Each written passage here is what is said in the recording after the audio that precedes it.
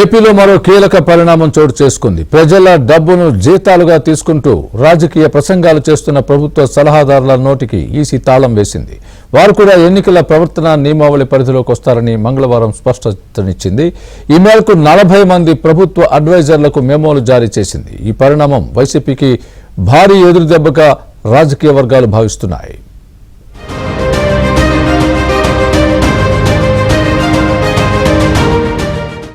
2019లో అధికారంలోకి వచ్చిన తర్వాత సీఎం జగన్ 40 మంది ప్రభుత్వ సలహాదారులను నియమించుకున్నారు.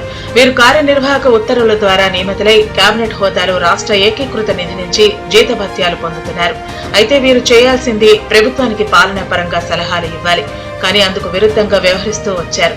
రాజకీయ ఉపన్యాసాలు ఇస్తూ అధికార వైసీపీకి కొమ్ము కాశారు. విపక్షాలపై రాజకీయ ఆరోపణలు చేశారు. వీరిలో సజ్జల రామకృష్ణారెడ్డి ఆరాటం అంతా ఇంతా కాదు. తాను ప్రభుత్వ సలహాదారునన్న విషయం మరచి సీఎం జగన్ కు వైసీపీ పార్టీకి రాజకీయ సలహాదారుడిగా వ్యవహరించారు.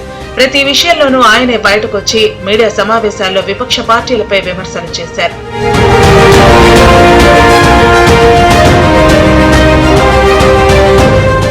ఇక ఈయనతో పాటు ఉద్యోగుల సంక్షేమ సలహాదారు చంద్రశేఖర్ రెడ్డి సైతం జగన్ కు వత్తాసు పలికారు. రాజకీయ విమర్శలు చేస్తూ వైసీపీకి జై కొట్టారు.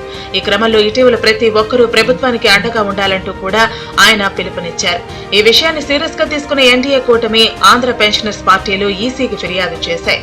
ప్రభుత్వ సలహాదారులు వైసీపీ సలహాదారులుగా వ్యవహరిస్తూ ఎన్నికలను ప్రభావితం చేస్తున్నారని ఎలక్షన్ కమిషన్ కు లేఖ రాశాయి. ఈ నేపథ్యంలో ఎంసీసీ పర్యవేక్షక అధికారి చంద్రశేఖర్ రెడ్డి తుళ్లూరు పిఎస్ లో ఫిర్యాదు చేశారు. దీనిపై స్పందించిన ఈసీ విచారణ జరిపి ప్రభుత్వ సలహాదారులపై కొరడా జులిపించింది.